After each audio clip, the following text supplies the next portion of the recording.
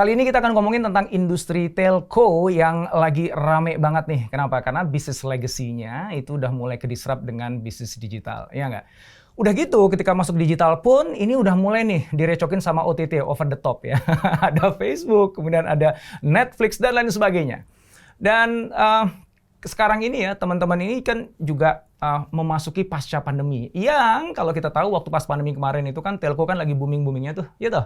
Nah terus begitu pas pandeminya selesai nih ya, apakah nasibnya telco company itu akan kayak perusahaan-perusahaan startup lainnya yang sudah mulai mau harus downsizing atau enggak sebenarnya? Jangan-jangan telco industri ini beda banget nih landscape-nya dibandingkan yang industri teknologi lainnya ya. Termasuk juga ngomongin transformasi digital. Kita akan ngomongin itu semuanya. Dan kita udah ditemani oleh kawan saya Pak Arief Mustain.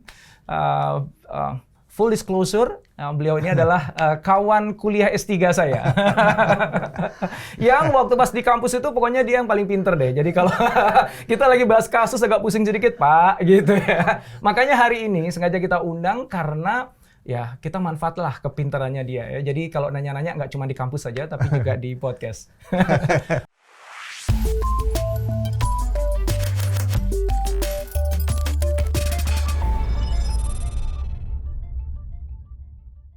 Makasih Pak Arief untuk waktunya.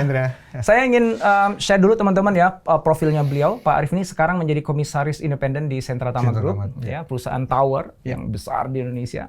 Sebelumnya di Indosat Ooredoo sebagai direktur dan Chief Strategy and Innovation. Wow. Sebelumnya lagi di Telkom Group sebagai Head of Digital Service. Ya. Sekarang Digital Business disebutnya ya. Jadi kalau ngomongin industri telco, beliau tuh udah jawaranya lah, tahu lah luar dalamnya. Nah, pertanyaan saya pertama, Pak. Ini nyambung dengan yang saya omongin tadi di awal, Pak. Sekarang ini kan rame ya. Mark Zuckerberg bilang bahwa dia merasa terkecoh atau kecilik gitu ya. Dulu waktu pas pandemi semua orang going online dan akhirnya dia mikir tuh, wah perubahan perilakunya ini bakalan permanen ini. Makanya dia invest gede-gedean kan ya. Begitu pas lagi pandeminya selesai, kok orang-orang kok balik lagi ke perilaku awalnya dan penggunaan online-nya berkurang. Sementara dia udah kadung invest gede-gedean gitu. Sehingga akhirnya sekarang ya banyaklah terjadi PHK di mana-mana ya. Kalau kita bicara telco, Pak. Telco itu kan juga waktu pas lagi pandemi kan diuntungkan, Pak. Betul. Karena semua orang ya going online lah. Ya, jadi dagangannya laku banget lah gitu. Jadi happy problem sebutannya teman-teman telco di sana ya. Pusing ya, malam nggak tidur karena memastikan jaringannya kuat, semuanya kuat, bagus ya.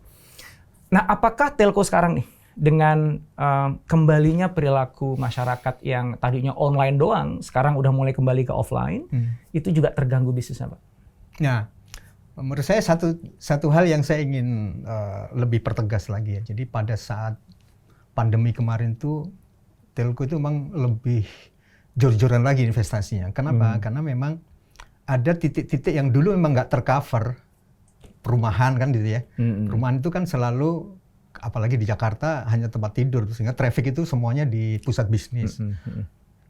Nah, pandemi, 24 jam traffic pindah di rumah terus. Iya. Itu telco semua itu investasi besar-besaran. Kita minta tambahan dana besar-besaran pada saat itu ya. Untuk nambahin supaya kualitas sinyal-sinyal di rumah itu udah harus sekelasnya korporasi gitu ya. Di tempat-tempat bisnis kan gitu ya. Nah, menurut saya yang tidak kemudian berubah adalah perilaku pelanggannya sendiri karena sudah terbiasa mengkonsum bandwidth yang besar kan gitu ya. Nah, apalagi kemarin kita lihat data di internet itu memang sudah di atas 50% semuanya udah video ya. Mulai belajar, mulai meeting, semuanya juga semuanya pakai video base gitu ya. Nah, artinya gini, ini kan hanya mindahin perilaku pergerakan orang, tapi perilaku mereka mengkonsumsinya nggak berubah. Gitu ya.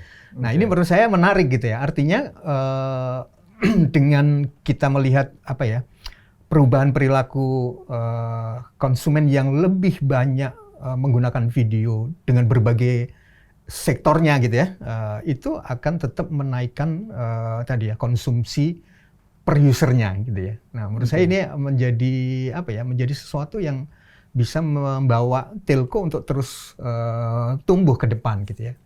Jadi artinya sekarang ini walaupun orang udah kembali lagi ke kantor, ya, kerja yang di rumah tuh masih ada lah, tapi sedikit. Betul. Mahasiswa atau pelajar udah mulai ke sekolah, ke kampus lagi. Ya, jadi penggunaan internet di rumah itu kan otomatis kan turun dong harusnya kan? Ya kan?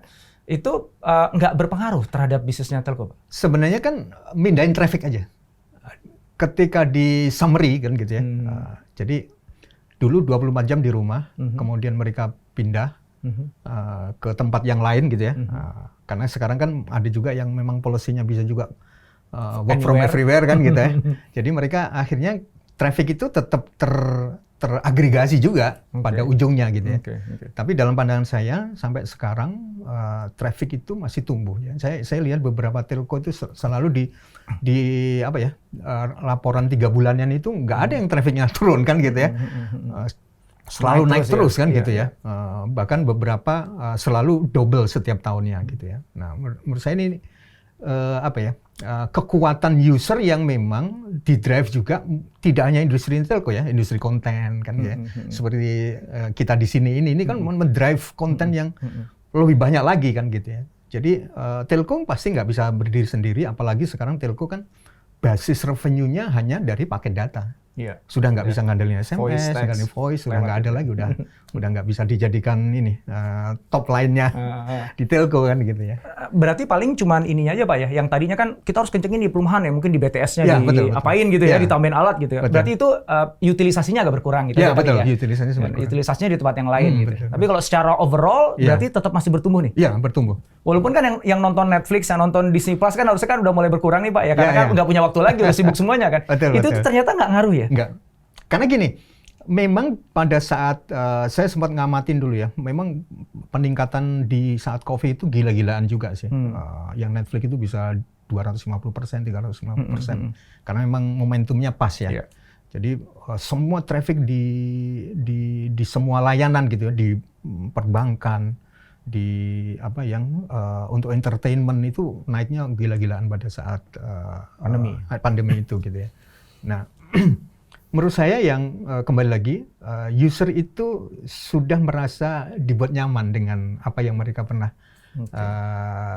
nikmati kan gitu ya, dan itu biasanya agak susah untuk merubah kebiasaan yang membuat orang nyaman gitu ya, sehingga itu yang kemudian hanya merubah bagaimana posisi dari ini. Nah, apalagi sebenarnya sekarang kan ditambah dengan berbagai layanan-layanan baru ya, yang terkait dengan konten pendidikan dan sebagainya yang akan menambah traffic itu sendiri. Gitu. Jadi hanya shifting aja sih dari sisi trafficnya. So shiftingnya di posisi ya, di lokasinya dia aja. Itu usage-nya, penggunaannya masih sama gitu ya. Berarti mereka masih nonton Netflix juga ya berarti ya? Dengan cara yang lain kan? Dengan cara yang lain ya, di komuter gitu ya, tetap aja dikonsumsi ya? Ini ngomongin perubahan perilaku konsumen Pak ya, yang tadi Bapak sebut ya. Kalau Bapak sebut tadi bahwa kebiasaan untuk menggunakan data lebih banyak itu ternyata nggak berkurang di masa pasca pandemi kan Pak ya. Hanya di mana dia mengaksesnya aja yang berpindah jadinya di kantor semuanya pada nonton Netflix sih Pak. Kan saya juga sering dikirimin teman-teman di kantor itu bukan Netflix tapi di kantor tapi tetap nge-zoom kan gitu ya. Oh iya. Jadi memang karena hybrid kan gitu ya, ada temannya yang ternyata nggak bisa ngantor. That makes sense gitu. tuh. Jadi artinya penggunaan data bandwidth-nya tetap masih sama. Tetap, karena memang model perilakunya tiba-tiba kita udah kebentuk gitu ya. Sehingga di kantor pun yang nge-zoom juga, terus ngapain kantor nge-zoom ya, tapi kenyataannya gitu kan. Oh iya, karena teman saya nggak ada ternyata hari ini kan ya, nge-zoom lagi kan gitu ya. Dan Zoom itu mau berapapun orangnya kan sebenarnya bagi kita kan usage-nya sama aja kan gitu kan. Mau 1 orang sama 10 orang kan sama gitu ya. Nah ini perubahan perilaku tuh Pak ya. Jadi kalau usage-nya tetap ya, cuman dia pindah-pindah gitu ya. Di antara teman-teman di telco ya, atau mungkin dari pandangannya Pak Arief sendiri itu, kira-kira perilaku dari customer-nya telco ke depan nih Pak ya. Kita ngomongin 2023, 2024, 2025 dan selanjutnya lah ya. Bahkan nanti mungkin kita 4G udah di mana-mana, 5G udah mulai agak muncul di mana-mana gitu Pak. Perubahan perilaku apa nih yang akan kita lihat di pengguna telco Pak di near future ya Pak ya? Menurut saya ada 2 hal yang perlu kita perhatikan ya. Ketika kita ngomong user, itu ada yang real user dalam bentuk manusia, satu lagi yang thing. Karena nanti kan sebenarnya pelanggan itu tidak bentuknya manusia kan gitu ya. Saja kan gitu ya. Jadi semua yang memang bisa untuk berkomunikasi itu bisa. Sekarang kemarin saya juga pengalaman ini di rumah gitu ya. PLN tiba-tiba masang untuk meteran listrik yang sudah bisa menggunakan bisa di internet. Jadi dipasangin IoT kan gitu ya. Jadi kita memang agak sedikit berbeda di industri yang lain, tapi kalau di telco itu ada yang memang the real user dalam konteks kita user yang punya KTP gitu ya. Tapi ada juga nanti dalam hal ini akan banyak bertumbuh device-device yang sebenarnya dia itu merepresentasikan dirinya sendiri gitu ya, atau thing itu gitu ya.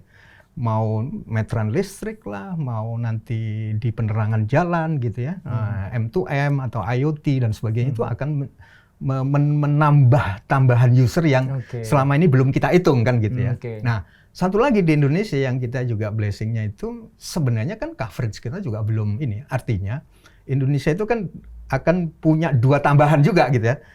Nanti usernya tetap nambah gitu ya. Makanya sekarang kan pemerintah juga lagi segera ingin mengcover 12.400 desa yang belum tercover kan gitu ya.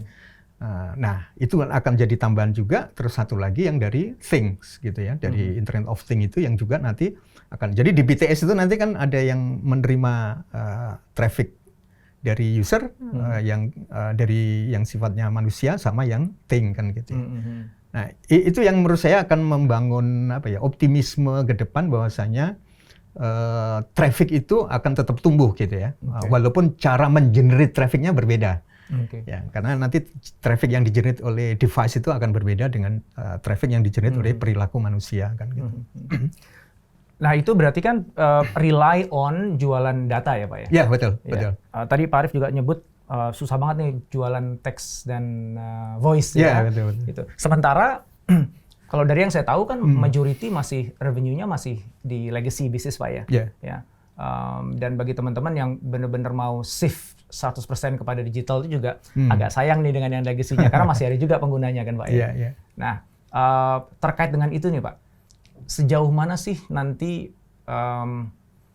teman-teman di telco ini ya punya niat yang sangat kuat untuk udahlah kita bener-bener nih akan full fokus ke digital gitu ya, rather than masih terus menggantungkan, karena kan mungkin ya Pak Arief juga tahu bicara tentang ambidexterity gitu kan, sulit sekali kalau misalnya satu perusahaan yang selama ini rely on legacy bisnis atau legacy produknya untuk bisa shifting ke new products ya, yang itu skillsnya baru, harus investasi lagi, unproven dan lain sebagainya. Walaupun kalau ngomongin digital sekarang udah proven lah ya. Tapi setidak-tidaknya kan ini ada perusahaan-perusahaan telco sekarang kita di Indonesia kan masih punya baggage masa lalu kan ya. di mana dari sisi sistemnya, teknologinya dan sebagainya itu masih ada di situ gitu. Dan untuk moving menuju ke yang digital itu seberapa serius lah.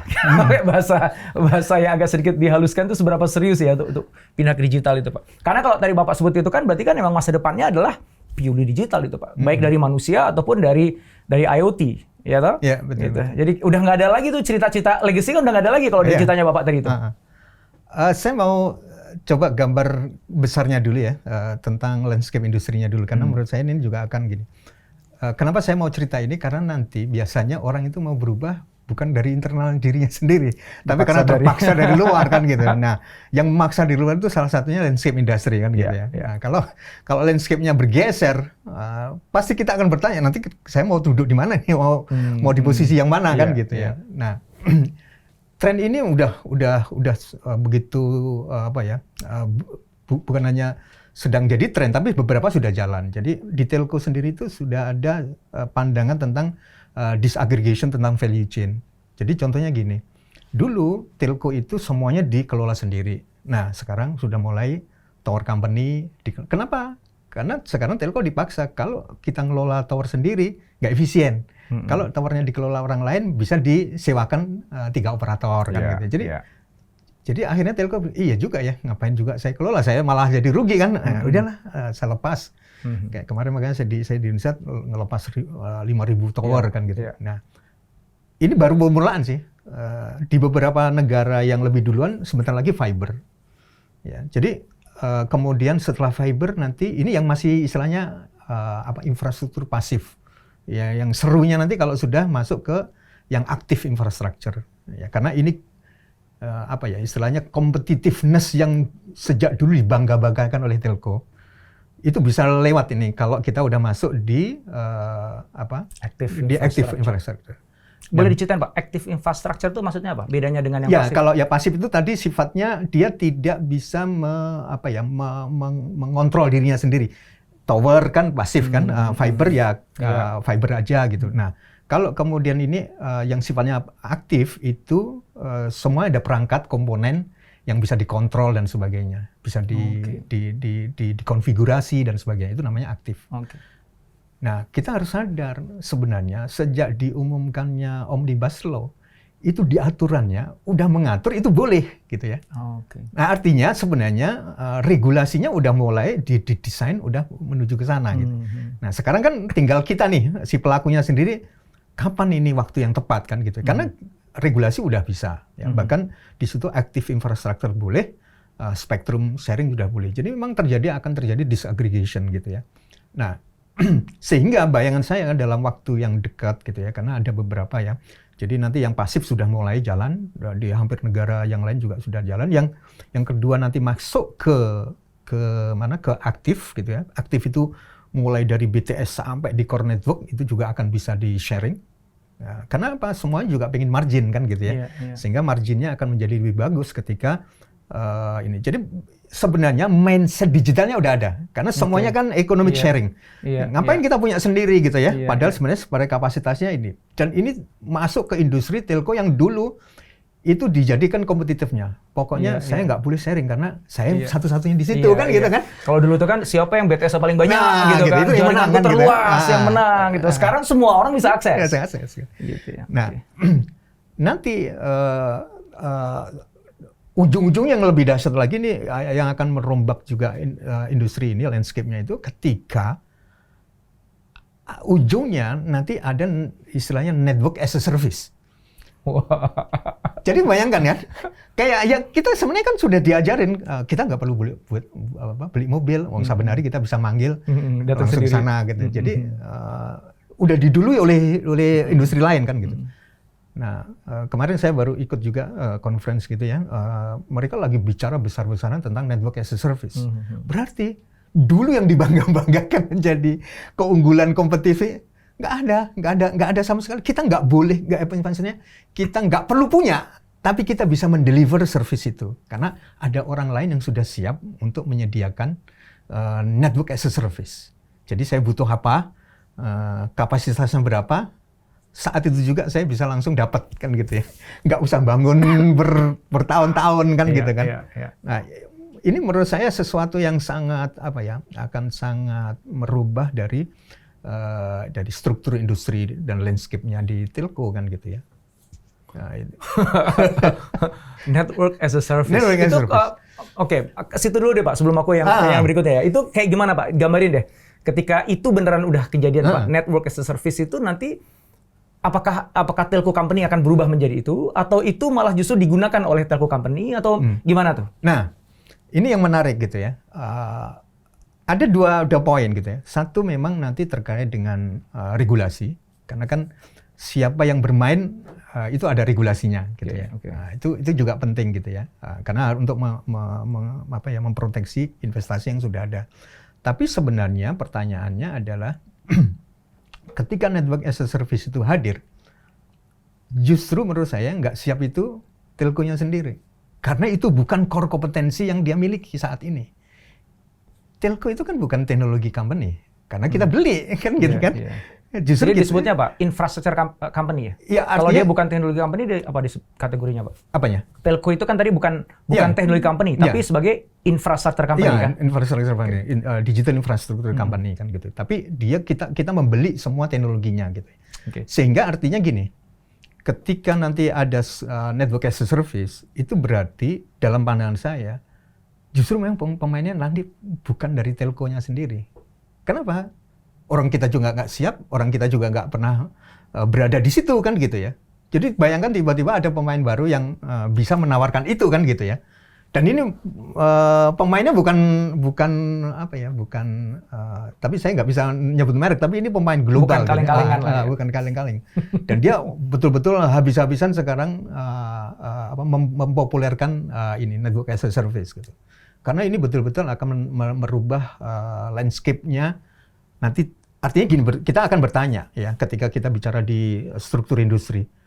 Oh, kalau begitu ada network as a service, saya nanti ada di mana kan gitu ya. Posisi saya akan di mana. Kita sendiri harus melakukan reposisi kan. Karena competitiveness saya bisa bangun lagi di sini kan gitu ya. Nah, yang dulu saya bangga-banggakan, sekarang saya harus mencari posisi barunya lagi gitu ya di antara gitu. Nah, sekarang kan akhirnya kan kita akan bisa ngelihat, jadi ada tower company, towerco, ada fiberco, nanti ada netco gitu ya, dan seterusnya gitu ya. Bahkan nanti ada yang sekarang yang spesial untuk submarineco itu juga ada sendiri. Jadi terjadi disagregasi, tapi bukan dalam konteks kemudian berjalan sendiri, tapi terorkestrasi karena ini semuanya untuk sebuah layanan digital infrastructure kan sebenarnya. Yang mengorkestrai itu apakah telco company yang menggunakan layanan mereka atau itu pemerintah, Pak, lebih makro lagi?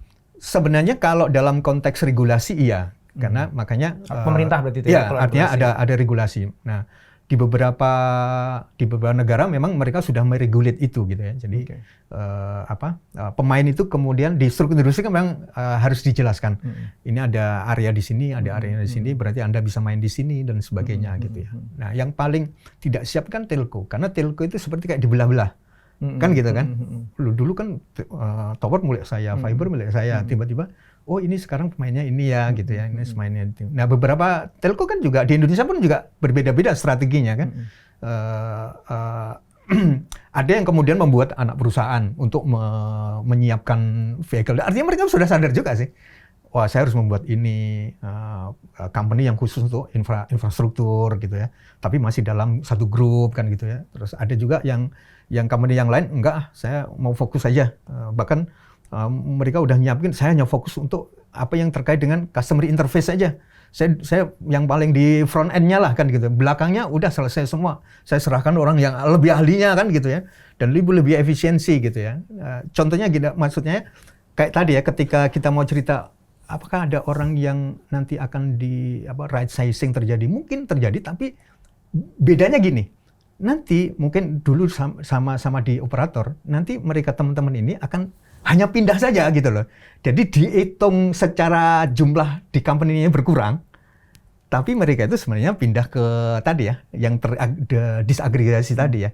Kayak kemarin ini sebagai kasus saja, ketika teman-teman di Indosat di right sizing di sisi networknya, mereka putus kontrak dengan Indosat, tapi langsung pindah ke semua company yang baru kan gitu ya. Tapi itu company yang baru juga bagian dari Indosat atau tuh beda?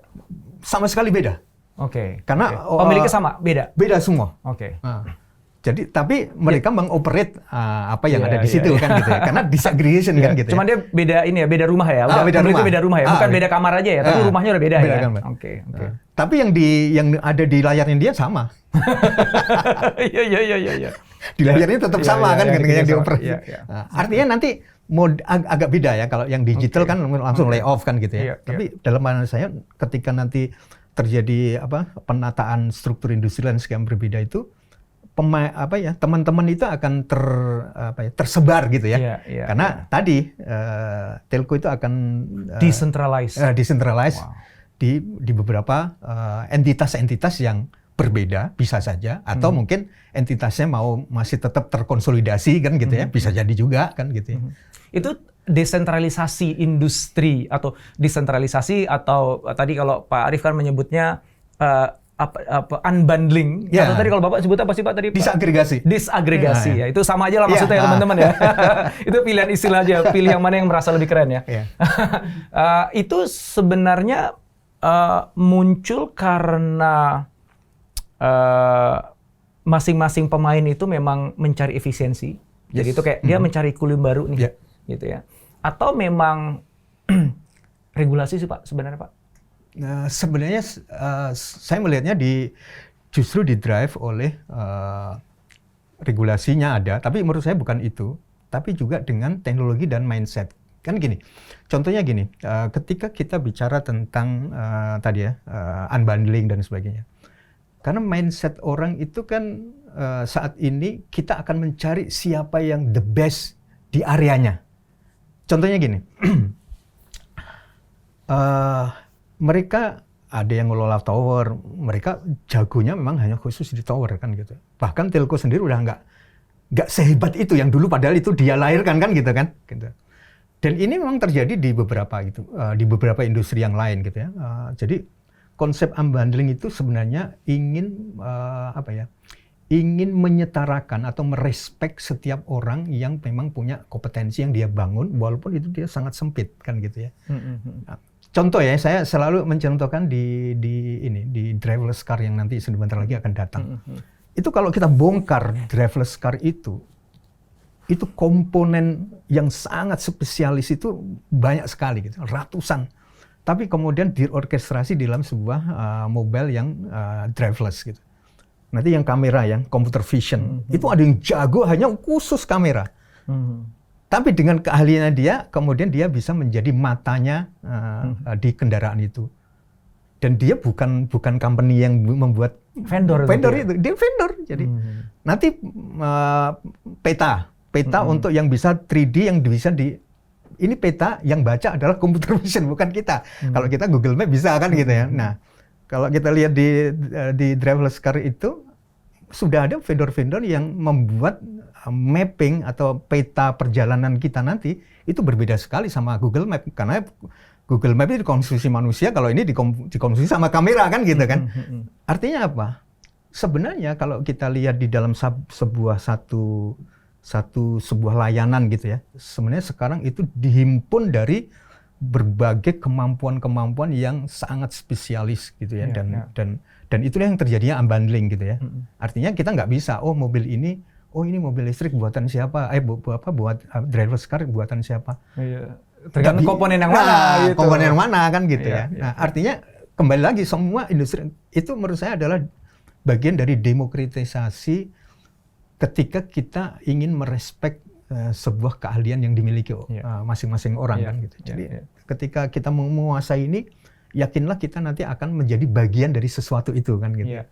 Itu keren. Artinya semua orang sekarang bisa kontribusi ke industri lah ya. Kalau zaman dulu kan barrier to entry-nya sangat besar. Gitu. Kalau sekarang jadi possible ya. Iya, betul. Dan itu mungkin juga karena teknologi sekarang kan semakin advance. Sehingga tidak mungkin ada satu perusahaan yang menguasai dengan sangat baik semua teknologi tadi kan. Gak. Gitu kan. Harus satu orang spesifik di situ jago AI, jago computer vision, jago ini baru kita orkestrai gitu ya. Iya, betul. Nah, menarik nih ngomongin unbundling ini, Pak ya. Karena kalau saya dari kacamata orang luar ya, Pak ya. Kalau misalnya kita ngeliat telco companies gitu ya. Mereka punya banyak inisiatif sekarang, Pak. Apalagi dipicu dengan digitalisasi, mau jadi digital telco dan sebagainya. Sehingga akhirnya ya bikin aplikasi, bikin anak perusahaan A, B, C. Tapi itu jadi bukannya dilepas, Pak. Jadi nggak ngomongin spin-off nih. Gitu. Itu masih ngomongin itu, jadi misalnya Telkom aja lah gitu ya. Kan Bapak yang melahirkan Digital Amoeba nih kan. Kan banyak sekali inisiatifnya nih kan Pak di sana kan. Akhirnya yang dibuat itu kan juga untuk Telkom sendiri gitu. Jadi mungkin hanya sedikit sekali kalau ada Pak yang di spin-off ya Pak ya. Kebanyakan kan nggak rela di spin-off gitu lah. Akhirnya alih-alih unbundling Pak. Malah justru kayak they are trying to do too much gitu. Bahkan masuk ke area-area yang mungkin itu bukan ekspertisnya mereka gitu. Ini pandangan orang luar nih Pak ya. Justru pengen dapat, ini kan karena channel ini yang di segmen ini kita di insider Pak. Jadi kita pengen tahu orang insider itu kayak gimana. So, apakah pandangan saya itu yang mengatakan bahwa kok kayaknya malah justru counterintuitif dengan unbundling. Kayak they are trying to do too many things at the same time. Dunia sudah bergerak ke arah unbundling tadi gitu. How do you comment on that? Ini menarik gitu ya. Saya sempat belajar di Telia gitu, Telia di salah satu operator di Eropa gitu. Yang sebenarnya sedang melakukan perjalanan yang sama kan gitu ya. Dan saya ngelihat ada yang bagus gitu ya. Jadi memang cara pandangnya telco itu ternyata sama juga di mana-mana kan gitu ya. Hanya satu yang sudah ada 1 meter di depan, ada yang 1 meter di belakang kan gitu ya.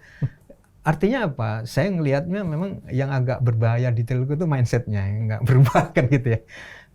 Karena gini contoh ya, ketika kita ada inisiatif digital, saya pikir hampir semua telco ya. Saya kebetulan pernah di Telkom, di Indosat.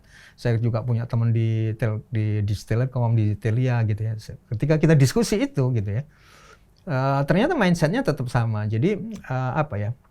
Kalau mindsetnya di telco itu selalu nice to have. Mungkin dulu karena anaknya orang kaya kan, jadi semuanya bisa semuanya pengen ya. Semuanya pengen kan gitu ya. Nah, tapi kita juga harusnya sadar untuk membuka sebuah mindset baru. Ketika kita bicara di industri digital kan gitu ya, persoalannya kan bukan siapa yang punya, tapi siapa yang akan pakai kan gitu ya. Okay. Nah, kalau kemudian cara berpikir kita nice to have, kan berarti keliru juga gitu ya, benar gitu ya, Pak Indra. Berarti kan kita juga menyia-nyiakan sebenarnya produk kita yang bagus karena kemudian hanya dikonsum untuk sendiri kan gitu. Walaupun mungkin dikonsumsi internal sendiri mungkin juga udah besar karena tergantung dari customer base-nya yang mungkin udah besar juga. Tapi menurut saya ini menyalahin kodratnya mindset digital kan gitu ya. Nah, artinya memang harus ada berani untuk keluar dari hal-hal seperti itu kan gitu ya.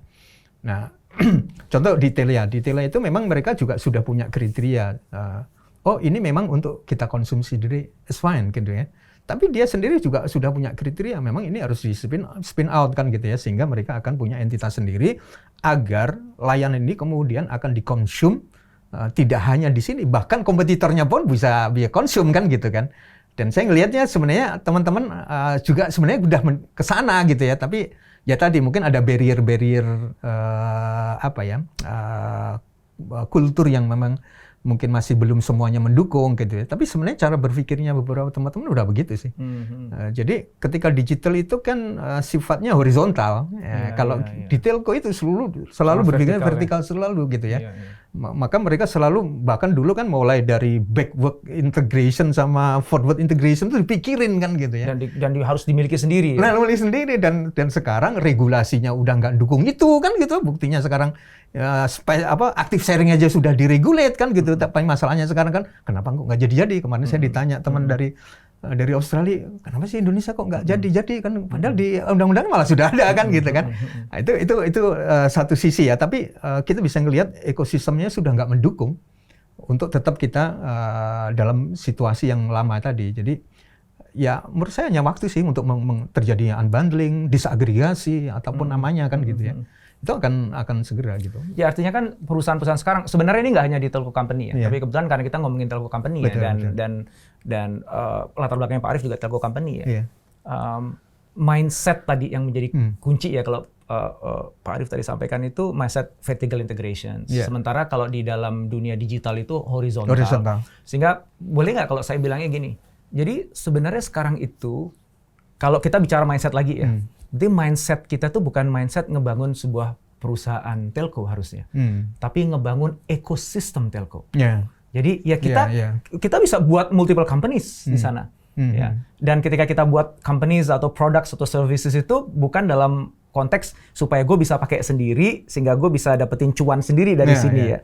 Tapi kalau kita bicara ekosistem building ya basisnya adalah mindset ekosistem itu nggak apa-apa aku buat banyak layanan services aku ada yang bisa pakai ada orang lain yang pakai sumber uangku tidak semata-mata hanya dari kalau sekarang ini ya aku jualan produk layananku misalnya apakah digital services atau infrastruktur dan lain sebagainya kan gitu nanti bisa jadi ngambil fee dari sini komisi dari sini kan kayak gitu kan disewakan IP-nya gitu jadi gagasan bahwa bisnis telco itu jualan pulsa, kalau zaman dulu kan kayak gitu kan ya. Ya sekarang jualan data gitu kan. Itu harusnya jangan berhenti di situ gitu ya. Itu udah zaman dulu banget gitu ya. Banyak hal yang bisa kita jual kan. Kalau kita punya IP satu aja, itu kan bisa dijual nanti kan. Bisa dipakai berkali-kali kita bisa dapetin royaltinya dan sebagainya. Bahkan dari macam-macam lah sebenarnya. Kira-kira kalau misalnya saya coba terjemahkan ya yang tadi Pak Arief sampaikan ya. So from a telco company into a telco ecosystem gitu. Jadi mindset yang dibangun itu adalah ketika kita bicara bangun ekosistem itu kan kita nggak membuat sesuatu untuk diri kita kan. Kita buat sesuatu untuk menghidupkan ekosistem yang mana nanti ekosistem itu akan menghidupi kita pada akhirnya. Betul. Kan gitu. Iya. Saya ngelihatnya kan di era seperti saat ini berbicara ekosistem itu memang menjadi cara berpikir yang sangat fundamental. Ya. Artinya semua orang harusnya berpikir begitu ya. Tapi ya itu tadi di telco itu nggak semudah itu ya menggeser cara pandang seperti itu ya. Karena gini, ini juga jadi tantangan gini. Sebentar lagi ketika Apple udah nggak mau dimasukin SIM card, terus gimana? Artinya mungkin ya teman-teman di telco itu ya nunggu aja nanti. Selama ini masih kita bisa kita nikmati kan gitu kan, dalam pandangan. Kita masih bisa nikmati ya dinikmati aja gitu. Jadi saya pernah sekali diskusi dengan seorang CEO, dan saya selalu dihadapkan dengan pertanyaan itu. Kita itu kalau terlalu cepat salah, tapi kalau terlambat juga salah kan gitu ya. Artinya ya itu tadi gitu. Sekarang Apple terbarunya udah nggak ada loh SIM card-nya kan gitu. Ya tunggu aja nanti sampai ke Indonesia tahun berapa kan ya. Tahun depan kan gitu. Terus ya sudah, kemudian nanti gimana kan gitu ya. Artinya kita sendiri ada sebuah tarik menarik yang besar di internal di telco dalam pandangan saya adalah ini ada sesuatu yang memang masih masih bisa dinikmati lah. Ya. Sehingga kita jadi susah kan untuk kemudian keluar dari sesuatu yang membuat kita nyaman di situ gitu. Itu. Bahwasanya cara berpikirnya kita harus berpikir sistem, saya yakin teman-teman udah paham kan gitu ya. Tapi saat mengeksekusinya di tempat kapan dan di mana itu sesuatu yang ini kan, karena hitung-hitungan jadi panjang kan gitu ya. Jadi hitung-hitungan juga panjang gitu. Itu belum gini, karena gini juga kita harus siap-siap juga kan, seperti nanti yang mulai dari Starlink gitu ya, atau yang kemudian teknologi yang kemarin lagi diminta khusus tentang hubs, high altitude platform services. Jadi nanti BTS itu akan dibawa kayak drone di sekitar 20 km di atas kita. Jadi di atasnya sedikit pesawat gitu ya. Saya kemarin udah sempat diskusi pas di Indosat itu lagi mengakses baru 2 di dunia ini. Satu Boeing. Jadi Boeing itu sekarang udah mulai juga berpikir ke situ kan gitu ya, infrastruktur digital. Karena dia jago pesawat kan. Jadi dia udah pinter lah buat gimana di 20 km dia stationary di situ, nanti BTS-nya dibawa ke situ. Gitu ya.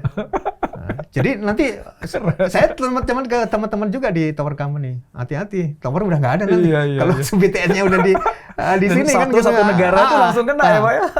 Saya sampai itu konsepnya kayak Starlink Pak ya? Atau beda? Beda, karena dia bukan satelit, tapi dia drone.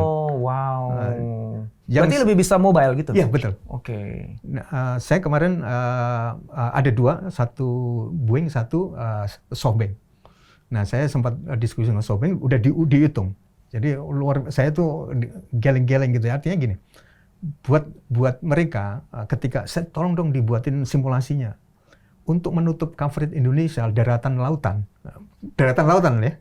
Itu cuma 173 drone dari Sabang sampai Merauke udah bisa mengcover semua. Serius? Iya. Waduh, ini gimana nih? Betul. Tadi kita udah punya berapa ribu Pak? BTS Pak.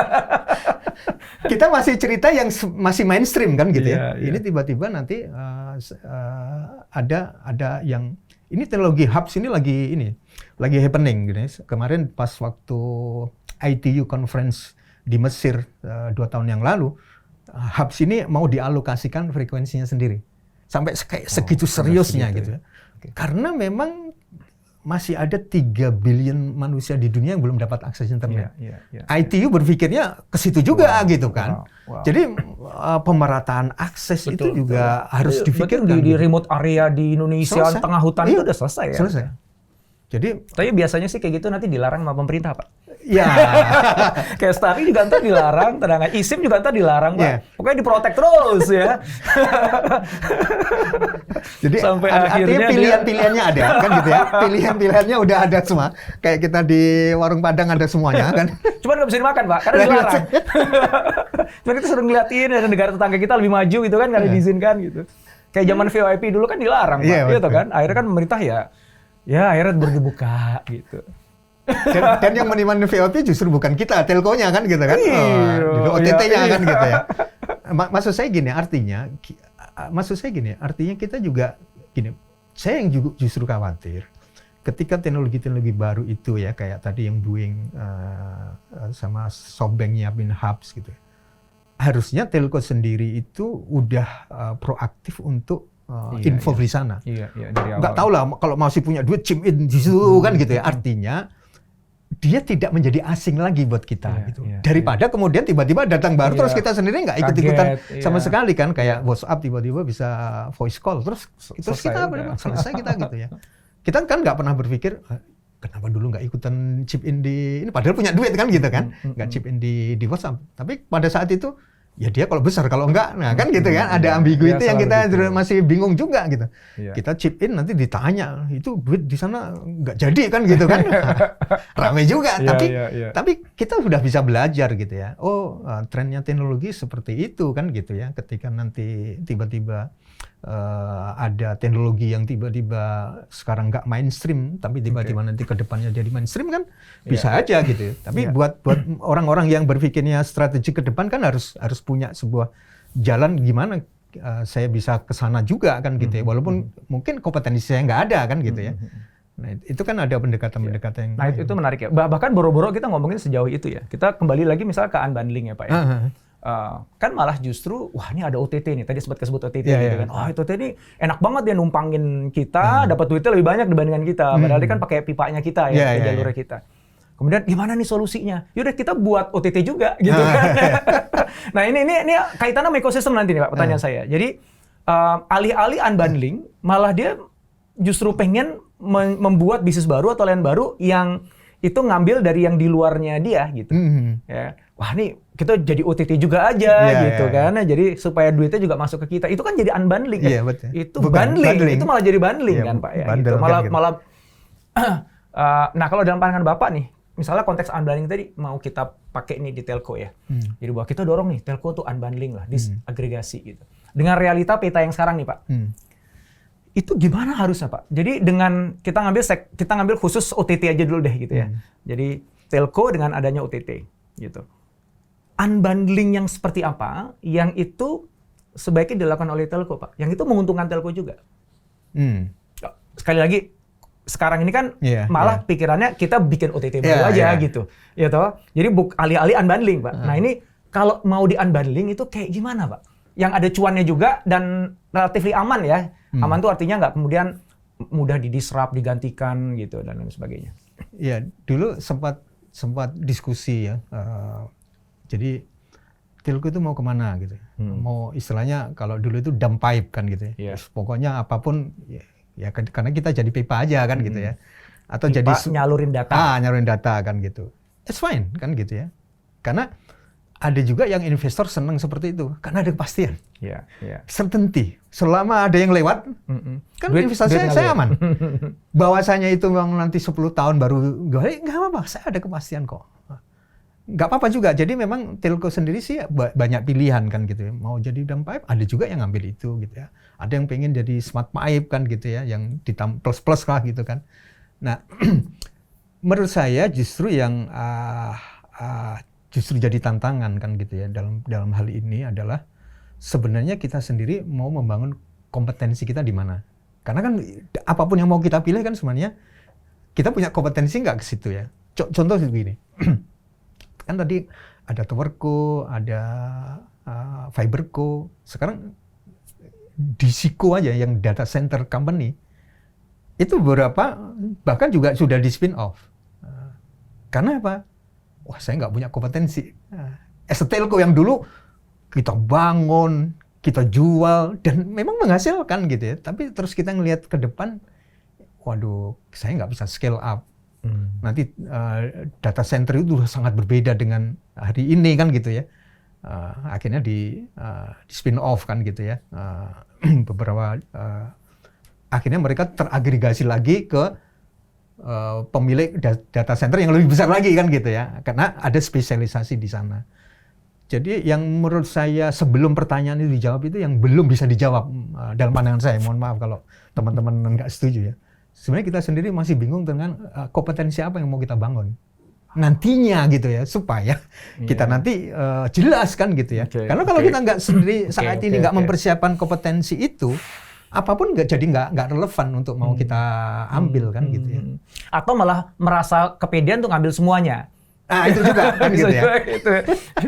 Ya apalagi merasa jawara kan ya. Wah, gue bisa semuanya digarap tapi nanggung semuanya. Betul. Pasti kalah dengan yang kecil tapi hidup matinya ada di situ dan ekspertisnya, kompetensinya di situ.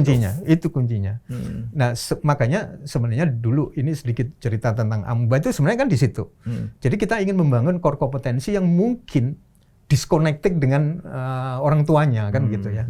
Orang tuanya. Makanya kemarin saya ingat betul ada teman-teman, Pak, saya mau buat persis dia bilangnya, saya mau buat kayak itu. Tapi saya ngelihatnya bukan nanti produknya. Teman ini sedang membangun kompetensinya yang nanti dia itu akan punya sesuatu yang tidak dimiliki oleh orang tuanya kan gitu kan. Itu kan investasi yang mahal menurut saya. Jadi dalam pandangan saya itu justru yang harus diutamakan gitu ya.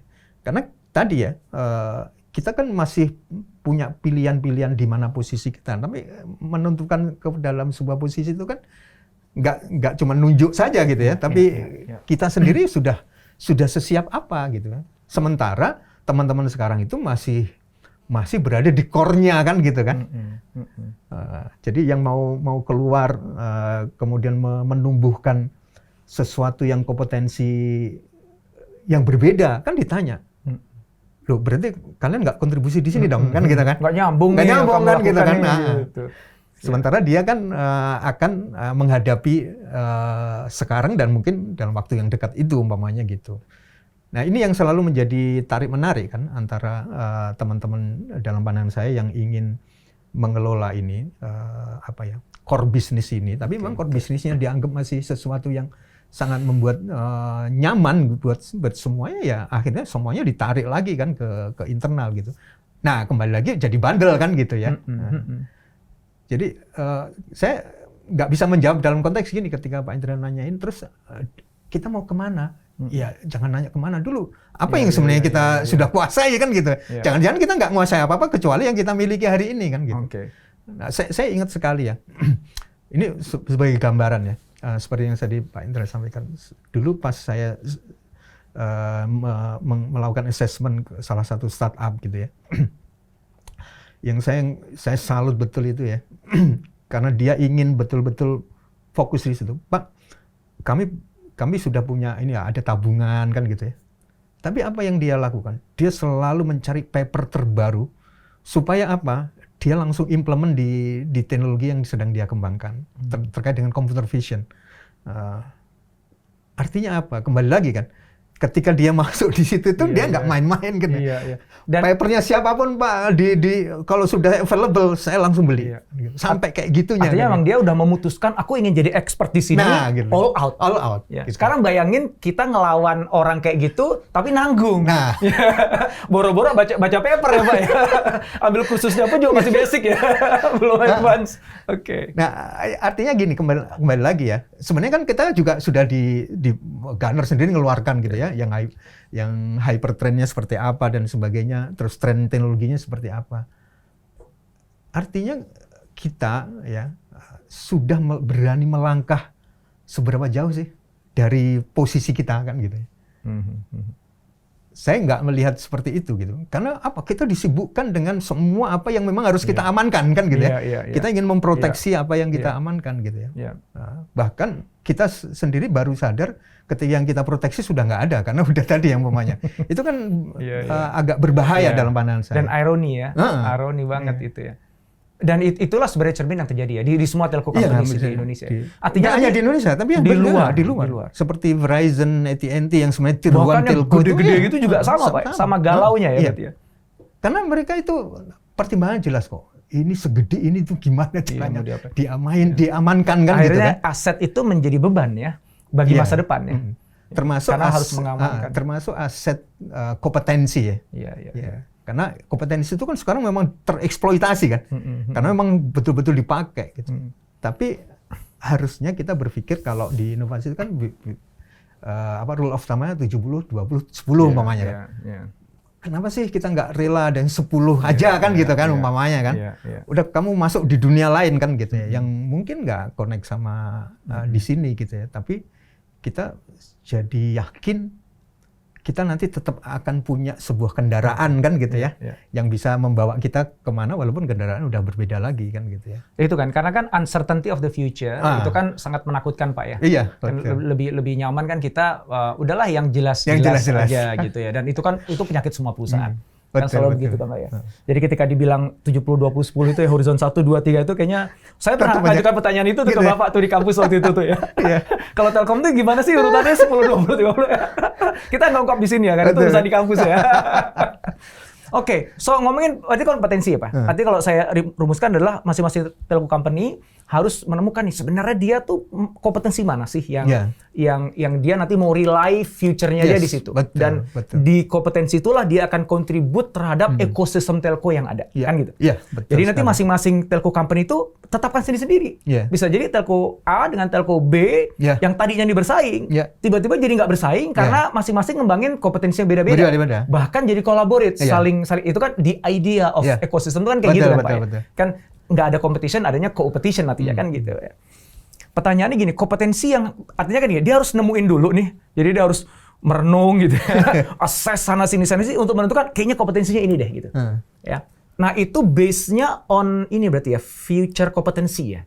Jadi bukan something yang mereka udah punya sekarang. Atau gini, gue bisa mengakses sekarang nih kita hebatnya di mana sih?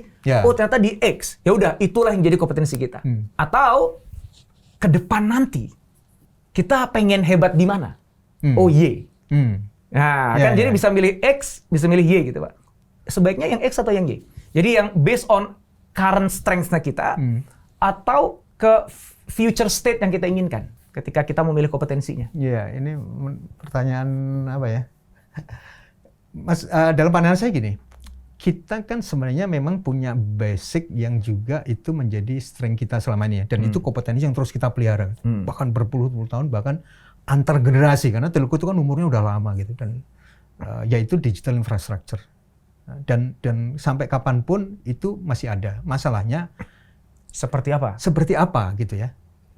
Kayak tadi ya, mainstreamnya kan tadi fiber, 5G dan sebagainya. Tapi kalau kemudian tiba-tiba ada digital infrastruktur lain yang kemudian mereka nemukan tidak seperti itu, kita aja yang sebenarnya kita kuasai juga sudah nggak relevan lagi kan.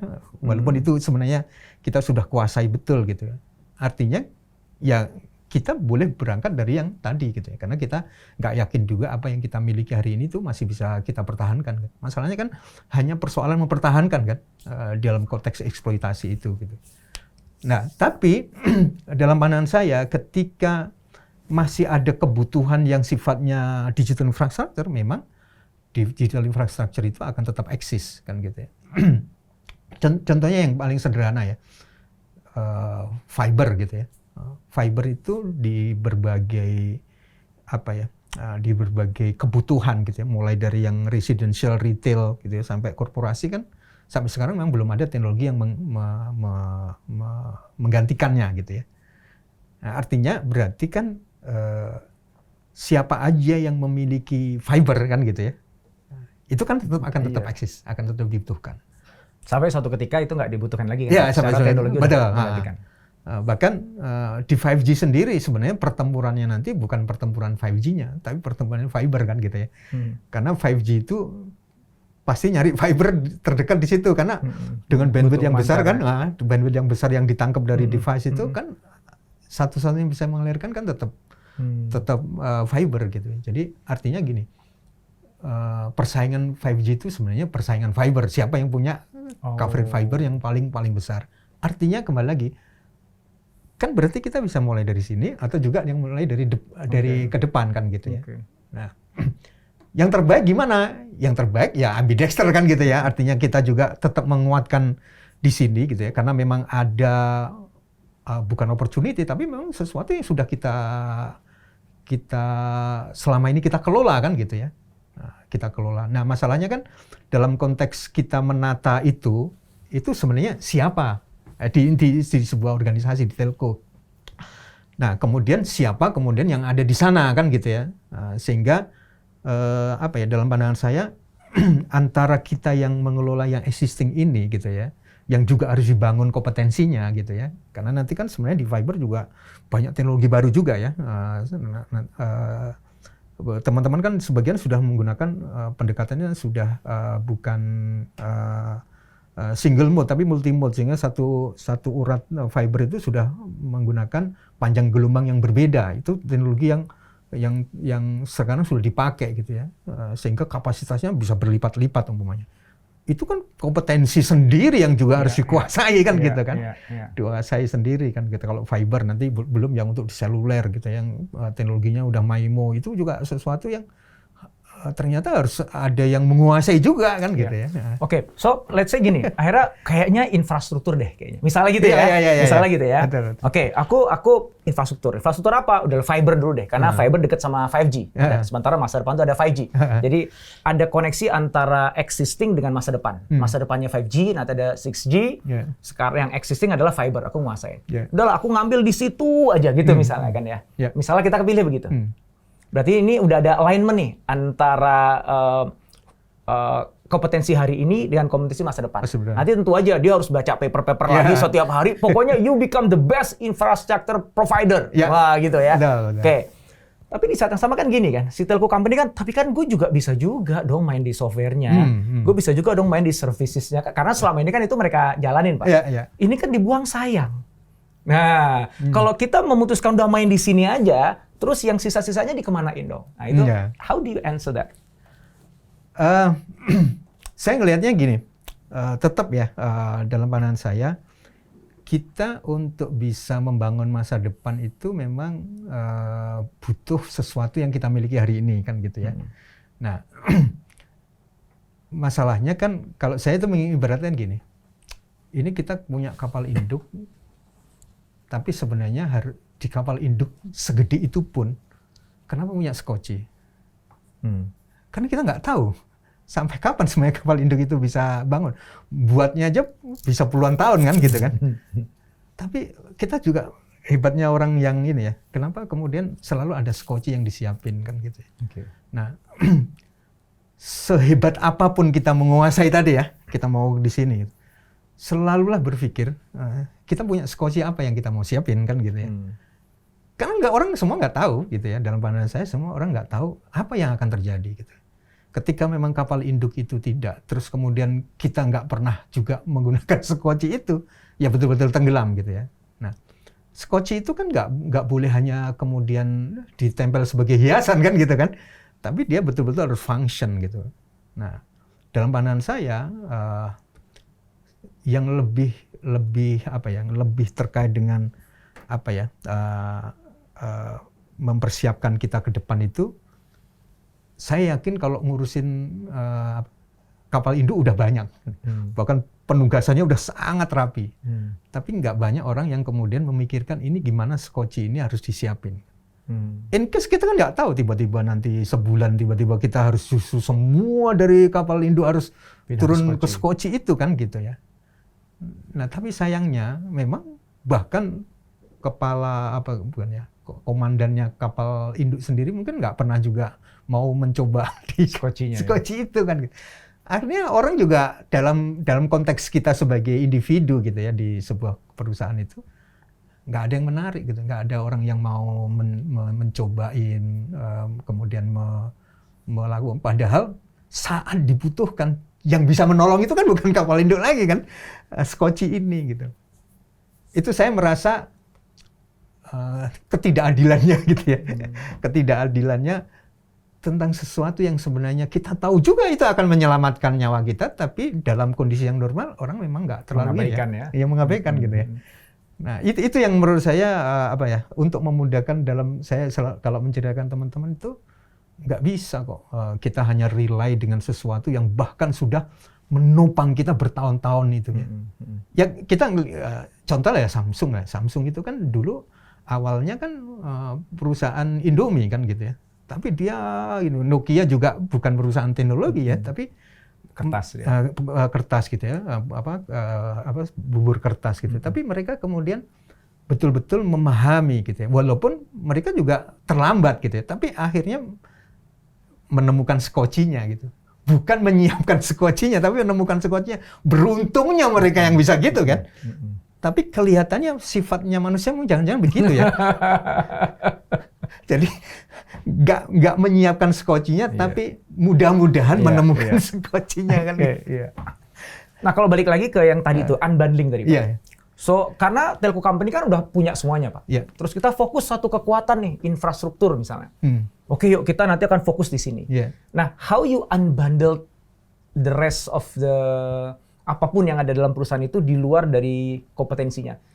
Kan tadi kan aku main infrastruktur aja nih. Tapi kan aku kan ada juga dong yang non infrastruktur yang itu juga bisnis yang bagus dan sebagainya kan. Kan nggak mungkin ditutup dong, kan sayang dong. Itu masih cuan kok. Kan Betul. Nah, terus kalau menurut Pak Arief sendiri bagusnya gimana? Misalnya let's say oke, aku udah fokus infrastruktur nih. The best pipa yang ada gitu ya. Nah, terus apakah ini kemudian di spin off jadi perusahaan yang sendiri-sendiri gitu? Karena selama dia masih ada di kapal yang sama, sementara udah diputuskan kita fokus ke infrastruktur, dia kan cuma numpang doang di situ kan. Dan yang penumpang gelap itu kan pasti beda dong treatmentnya kan. Dan akhirnya kan nobody wins juga. Akhirnya malah jadi beban kan gitu. Ini menarik juga ya. Jadi saya membacanya ada yang memang lemah di telco itu tentang bisnis model. Saya ingin menjawabnya dari sisi pandang itu. Jadi ini juga menarik. Dulu ketika saya memulai inovasi di Telkom mau di Indonesia itu, saya membaginya menjadi 5 portfolio gitu ya. Jadi internal business process untuk menginnovate business process, customer experience, employee experience, new product, yang terakhir itu business model.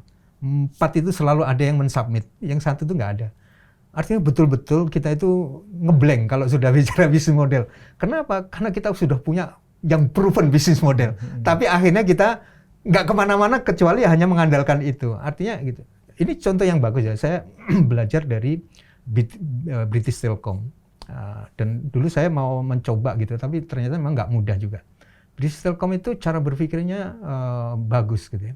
Dia kan karena dia incumbent ya. Dia yang punya infrastruktur yang bagus. Di mana-mana presence of point-nya ada. Nah, pertanyaannya adalah, so what kalau udah begitu kan? Saya bisa membuat barrier to entry kepada siapapun, orang saya yang punya. Tapi yang itu yang saya ngelihatnya teman-teman di BT itu ya, cara berpikirnya itu berbeda gitu. Mungkin mindset-nya udah digital. Jadi mereka gini, oke. Itu bisa saya lakukan ya, saya bisa menutup semua karena mereka betul-betul tergantung dengan saya gitu. Tapi mereka jadinya berpikirnya beda. Dan saya akan terproteksi kan, produk saya tetap ini nggak ada yang menyaingi kan gitu ya. Tapi mereka berpikirnya jauh ke depan. Jadi kembali mereka tidak memikirkan sendiri. Nah kalau saya bisa menghidupkan yang lain, gitu, dengan caranya gimana? Di unbundle. Artinya, walaupun ini punya saya akan bisa dipakai oleh yang lain. Ya. Ternyata apa yang terjadi secara total industrinya dia menumbuhkan pemain-pemain baru. Pemain baru. Kan? That's the idea of an ecosystem di situ ya. Ini berantem di internal kan? Wah kamu matiin. Wah iya betul. Produk saya kan. Kok kamu lebih ini ke mereka kan gitu kan? Nah, itu yang kemudian BT itu bahkan ini sering menjadi studi kasus ya. Dia di konsep regulatory menjadi sebagai voluntary. Kan ada yang sifatnya kursif, jadi langsung ditetapkan kamu harus pakai. Kalau di BT malah kebalik. Saya voluntary mau open up seluruh infrastruktur saya. Apa yang terjadi? Perolehan dia dari yang luar itu lebih besar daripada internal. Nah, itu kan berarti walaupun itu membuktikannya harus dengan berantem dengan temennya beda departemen kan, tapi akhirnya tiba-tiba BT itu menjadi sesuatu yang dan besar. Everybody wins. Itu Jadi dia. semua pemain di industri ikutan keangkat. At the same time mereka juga naik di level yang lebih tinggi. Jadi yang selama ini kalau istilahnya ngurusin teman sebelah aja gitu ya, sekarang justru dia ngurusin banyak. Yang dia dapat lebih banyak daripada ngurusin teman itu. Jadi semuanya jadi seneng. Ya walaupun kemudian kita harus merelakan gitu ya untuk kemudian kita sendiri sadar dengan sadar-sadarnya kita goalnya apa sih kan gitu ya. Kalau memang kita memang ingin tumbuh, ternyata kita tumbuh kok dengan cara ini kan gitu kan. Kenapa kita harus ngotot dengan cara pendekatan yang lalu kan gitu. Jadi dia bisa, saya yang baca kapan ya, dia tiba-tiba menumbuhkan 600 player baru gitu. Waduh, nggak terbayang kan gitu. Tapi dia jadi backbone-nya semua kan gitu kan. Semua orang bergantung sama dia. Iya, sama dia tetap kan gitu kan. Itu uang terus Pak ngalir tuh Pak. Nah itu. Iya. Itu menurut saya kasus yang menurut saya sangat bagus. Tapi kembali lagi, kenapa ya nggak semua telco yang sebenarnya sama. Katakanlah di setiap negara kan ada incumbent kan gitu kan. Kok nggak melakukan itu juga kan gitu ya. Nah itu kan berarti kan ada memang di internal masing-masing telco itu ada beberapa yang yang berbeda gitu ya cara melihatnya gitu. Tapi saya ngelihat ini kasus yang sangat bagus dan saya betul-betul terinspirasi gitu ya. Makanya dulu ketika saya diminta untuk mendesainkan bersama teman-teman mendesainkan fiber, saya udah tutup mata aja. Buat saya, apalagi dulu di Telkom itu kita memang punya BUMN, kita merem. Saya bilang kita merem membangun fiber. Semuanya harus fiber. Karena saya udah terinspirasi itu. Gak akan bakalan orang akan bisa membangun seperti kita kan gitu ya. Karena kita punya misi tadi gitu ya. Sebagainya proksinya negara untuk seperti zaman dulu merajut Nusantara dengan memasang banyak tower. Kalau sekarang fiber kemana-mana gitu. Itu kalau kemudian kita unlock gitu ya secara tadi ya, artinya gini, hanya merubah bisnis model untuk yang existing aja akan terjadi perubahan juga sebenarnya kan gitu ya. Artinya tadi ya, kalau pertanyaan Pak Indra, ini gimana yang sudah ada itu masih ada artinya mainan-mainan baru juga kan kalau kita kemudian open up juga gitu. Wow, keren. Terakhir nih Pak, nih udah gak terasa lama banget kita ngobrol udah ya, Masya Allah. Pertanyaan salah satu yang sering ditanyakan pada saya dulu Pak, 5 tahun yang lalu tuh, ketika ketemu sama teman-teman telco gitu kan, sharing dengan teman-teman telco, itu adalah kita kan mau transformasi nih ke digital telco namanya gitu ya. Terus pertanyaannya adalah kayak gimana sih sebenarnya digital telco itu? Saya agak kesulitan untuk menjawab pertanyaan itu. Apalagi kemudian lanjutannya nih, ada nggak best practice-nya yang sudah ada? Nah kalau tadi BTS Telkom tadi kan agak menarik tuh ya, dan itu kan real case kan. 5 tahun yang lalu tuh aku nyari kemana-mana tuh nggak ada gitu Pak. Nah pertanyaan saya nih, 5 tahun kemudian, hari ini ketemu langsung sama Pak Arief ya, apakah sudah ada satu best practice untuk masuk disebut dengan the best digital telco tuh harusnya yang kayak gini toh gitu. Atau sebenarnya nggak ada itu. One type of digital telco yang semua orang harusnya berkiblat ke sana gitu. Jadi kalau kita bicara tadi unbundling dan sebagainya, no, you just have to like, misalnya di satu perusahaan ya, telco A, ya lu temukan sendiri arena permainan lu di mana, lu kontribut di mana dengan kekuatan lu sendiri. B juga begitu, C juga gitu. Sehingga kayak nggak ada satu model digital telco yang terbaik yang semua orang bisa copy gitu. Nah itu yang kalau menurut Pak Arief apakah begitu atau kembali lagi? Soalnya kalau kita ngomong sama hampir semua perusahaan, nggak hanya di telco company Pak ya, kan mindset kita kan mindset benchmarking Pak. Jadi bukan mindset inovator ya, bukan untuk mencari satu yang baru, eksperimen sampai kita jadi duluan. Nyari yang udah berhasil mana ya, gue tinggal contek aja kan gitu. Jadi kan pertanyaan selalu best practice-nya mana kan gitu ya. itu hampir selalu gitu di mana-mana kan kayak gitu ya. Nah, balik lagi ngomongin digital telco gitu. Apakah memang yang terbaik bagi kita adalah cari best practice-nya dan kalau sudah ada tinggal copy aja, atau justru kita seek something yang itu kita banget gitu dan bisa jadi beda banget dengan si best practice tadi? Saya ingin mulainya dari apa yang kita memang miliki yang sangat berharga gitu. Artinya justru saya melihatnya kan telco itu yang bisa betul-betul kita engage itu kan sebenarnya customer, dan telco itu punya customer base yang rata-rata besar-besar gitu ya. Menurut saya ketika kita mau bicara tentang masalah best practice atau terkait mana sih yang digital telco itu, saya melihatnya justru dari sana gitu ya. Karena gini, sampai kapanpun gitu ya. Kalau tadi lah kita mau lanjutkan cerita NAS, kita udah wassalam lah ya. Terkait back end kan gitu udah wassalam gitu. Tapi yang maksudnya yang network as a service tadi. Network as a service kan gitu ya. Sementara kita itu kan punya jelas-jelas punya kontrak dengan customer kan, dan itu ratusan juta gitu ya. Bahkan ada yang miliaran kalau di Cina dan di mobile China Mobile itu kan miliaran pelanggannya. Tapi sejujurnya kalau kita mau masuk ke area situ aja, kita nggak ada apa-apanya dengan digital company gitu. Contohnya gini, saya udah lama juga diskusi dengan teman-teman ya. Ya mau kita punya program customer experience dan sebagainya lah gitu ya. Kan semua telco juga lagi itu ya. Tapi cobalah kita bandingkan betul-betul ketika telco company itu harus head to head ketika bagaimana men-touch customer-nya. Itu masih jauh gitu ya. Artinya gini, ketika ditanya bagaimana kemudian kita mau mentransformasi digital, kuncinya menurut saya gimana kita bisa mampu membangun engagement yang paling hebat di sisi level customer, karena selain itu mungkin kita nanti nggak punya apa-apa ke depannya kan gitu. Karena sudah di-unbundle tadi. Nah, udah di-unbundle kan gitu ya. Kalau saya mau ceritanya dengan pendekatan itu kan. Artinya kita harus menemukan kembali cara kita mengelola customer yang betul-betul sudah tidak telco lagi malahan gitu ya. Oke. Karena sebenarnya contohnya banyak gitu ya. Bahkan kalau kita di digital company itu salah step aja mereka udah tahu kan gitu. Karena mereka memasang intelijen di setiap step mereka layanan. Di telco masih belum sejauh itu gitu. Padahal itu kan menurut saya bagian bagaimana kita bisa meretain aset terbaik kita ya. Aset terbaik kita ya cuman user kan gitu ya, nggak lagi. Nah di saat itu mungkin kita nanti nggak ada bedanya dengan digital company karena mereka juga hanya mengamatin active usernya berapa dan sebagainya kan gitu ya. Karena selain itu udah ada yang jago-jagoan mengelola itu kan gitu kan.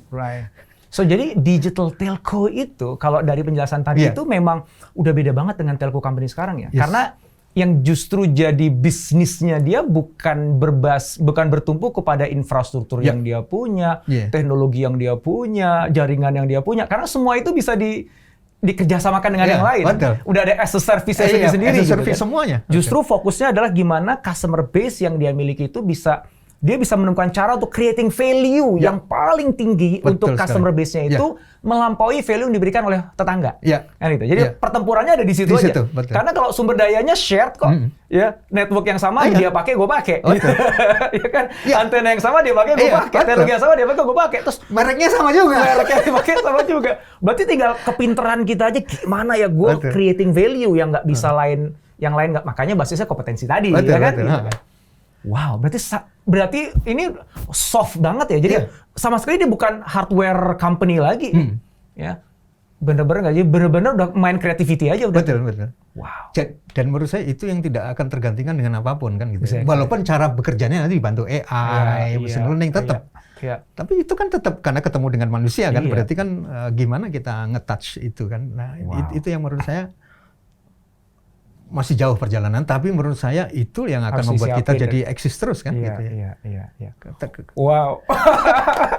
Ini seru banget ya ngobrol ya teman-teman semuanya. Pak Arief, makasih banget waktunya. Saya belajar banyak di sini. Teman-teman di sini yang di pelaku industri telco nih pasti udah mulai ketar-ketir nih.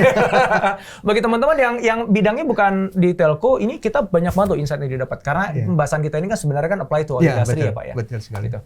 So makasih banget sama-sama waktunya. Nanti kapan-kapan ngobrol lagi. Insyaallah. Matur nuwun.